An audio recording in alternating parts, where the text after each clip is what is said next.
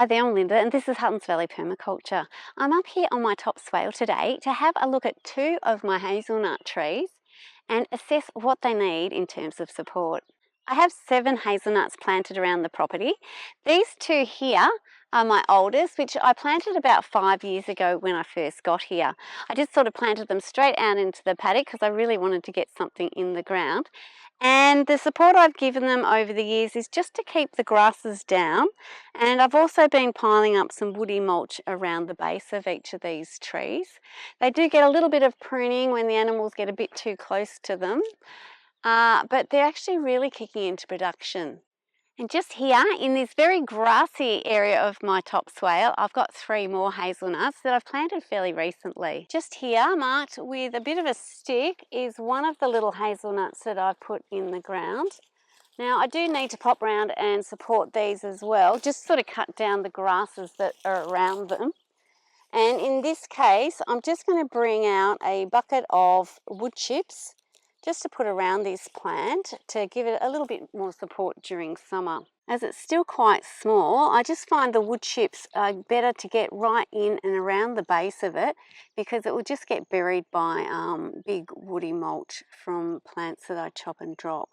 Here's another one of my little hazelnuts, and in this case I have used the grasses. Sometimes I just use grasses to sort of identify where the plant is, but I will be coming around with my bucket of wood chips and topping up this little plant too to increase, the fungi in the soil. And just here is my 3rd young hazelnut, again in need of lots of organic material in the way of wood chips just to support it the best we can. I do pull out these buttercups which tend to smother these young plants quite a bit. By getting some more mulch on top will sort of help to keep that controlled just a little bit anyway. Back now with our larger hazelnuts in the top swale. They are about 4 years old. I planted them out when I had the swales dug, so they were in my original plantings. And I also did plant these support trees along with them as well. And for the last 2 years, this hazelnut, which I'll have to check what variety it is, I can't quite remember, has been productive, been getting quite a few nuts of it. And it has been dropping some nuts which I haven't found, and it's resulting in some new trees. I've got one here and one hiding over there.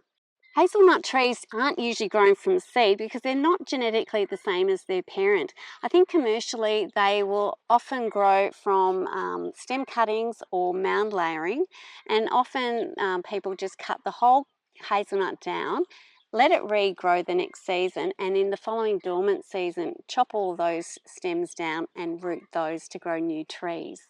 The smaller plants that I've got in my top swale, and also I've got another 3 I think in my nursery, I've dug up from seed grown plants, but I've also found some that have kind of naturally stool layered.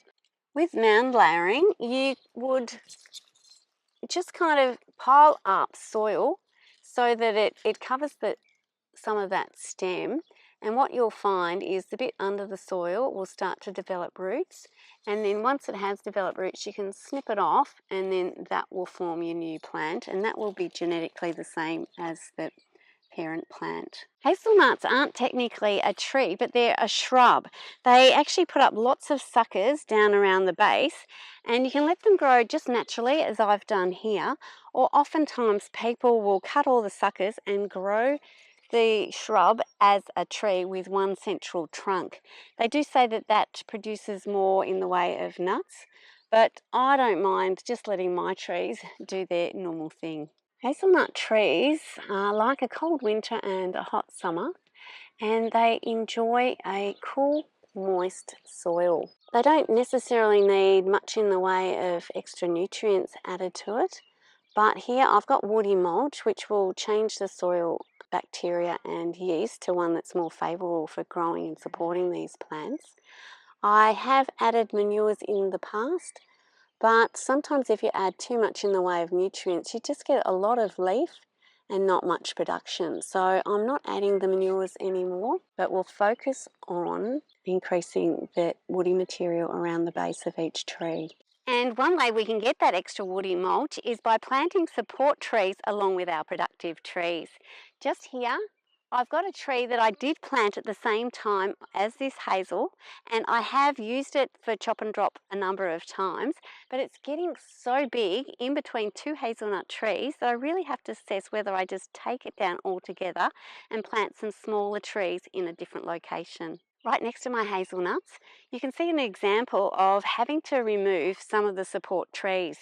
Next to this olive tree, I did have two acacias which really took up the space and outgrew it, so they were chopped down and put to the ground.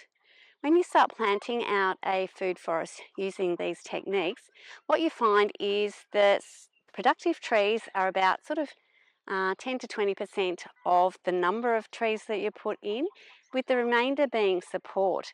Now, as the system matures and the trees grow, they take more and more space up, so you don't need as much in the way of those support trees. So you can keep chopping them down so they remain fairly small and use that bulk as mulch, or you can just take that whole tree out if it's no longer in the right position. Now, just taking a look back at our hazelnuts, we can see the first hazelnut is here. This is the Tagasaste tree in question, and just beyond is the other hazel. Now, last year I did do some trimming of this tree. You can see sort of the effects of that there. But if you look at the canopy of the hazelnut that's over here is almost reaching the canopy of this hazel. So really, I think this tree could come out altogether. And what will happen when we take this tree down is not only do we get a bulk of leafy greens and the woody mulch to put down around our trees, but we also get the roots of this tree dying off in the soil, which will help promote soil health and growth. So I think we'll be taking all of this Tagasaste down, which is a shame because it's looking really healthy, much healthier than this other tree that's on the other side of my hazelnut. All I'll need to do with this tree is actually just take almost sort of half of it down and leave the other half, because that's not impacting on any of my other productive trees. But before we get into our chop and drop, I'm going to remove these two trees and I'll be relocating them at some point because hazelnuts are delicious. I haven't really had them much in the past, but last year I just roasted a batch of hazelnuts and they were really moorish, really delicious and well worth having in your garden. Oh, the challenge is to get down to where I can actually get this soil dug out. It's a bit hard getting in through all the mulch I've got here.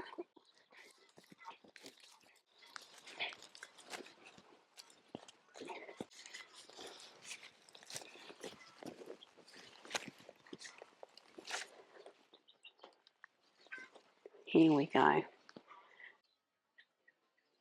Now that little tree has only got a small root system on it, but I'll be keeping that in the nursery and nurturing it until it looks like it's got some growth happening on it, and then we can plant it out.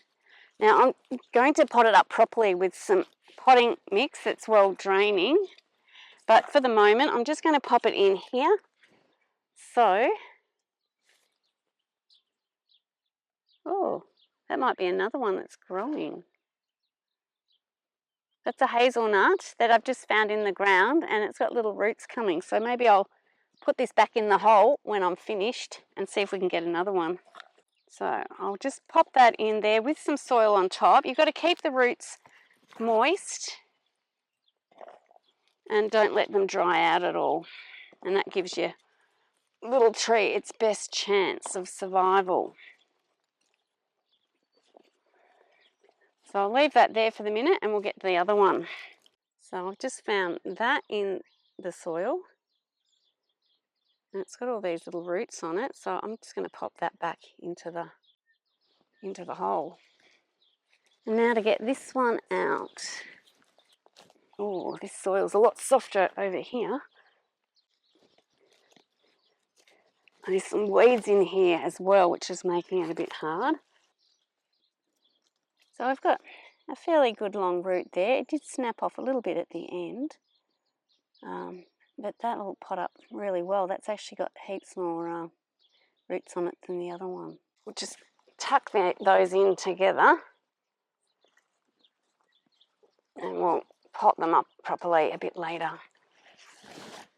You could also just put a bit of moist compost on the top of this until you can get to doing this properly. And it's a good idea just to leave them in the shade as well until you get around to potting it up. I'm going to start with the easy task first, and that is just trimming this side of the Tagasaste that's not in between the two hazelnut trees.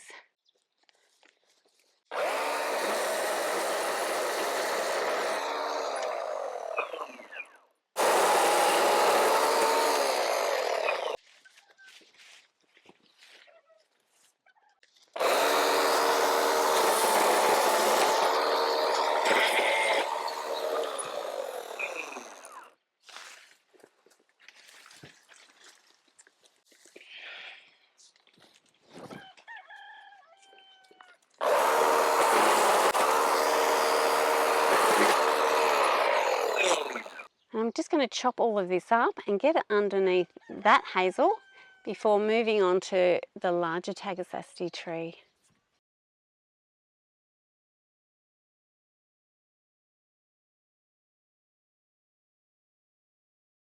And now we can attack this tree.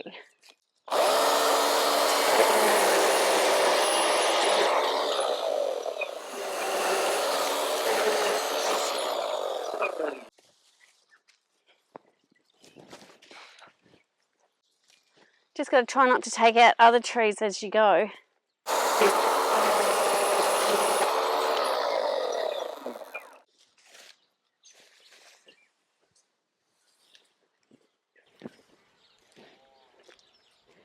Just a few more branches to go.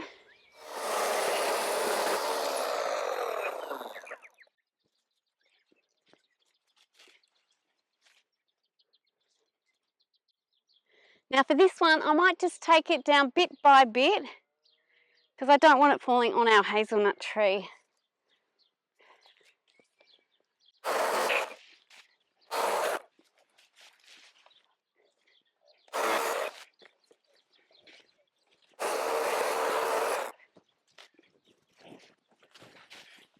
Well, that's a heap of biomass.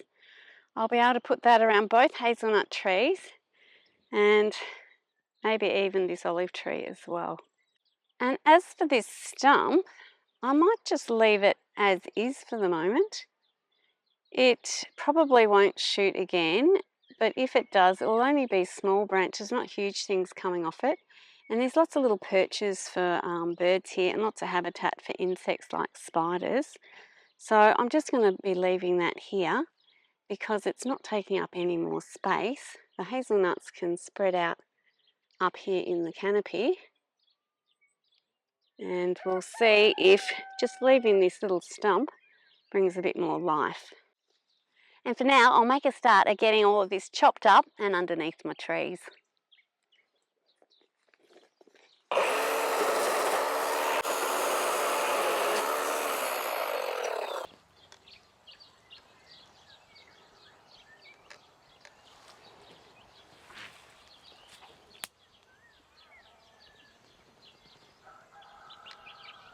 As you can see from the hazelnuts growing in my pasture area, they don't really need a lot of support.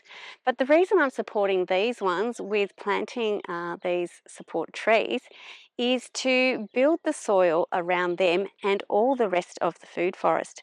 By doing that, it reduces the weeds and the grasses in the system and means that down the track that I can plant ground covers and more shrubs and really increase the diversity of plantings. Now this makes the system not only more resilient, but it brings in lots of wildlife and pollinators, and it does improve the production of our productive trees. If you'd like to see more of my chop and drop videos, I've created a playlist which I'll leave at the end of the video, and please check out one of my earlier videos where I did a chop and drop with these two hazelnut trees 2 years ago. The growth has been unbelievable. I hope you've enjoyed today's video. Thanks so much for watching, and bye for now.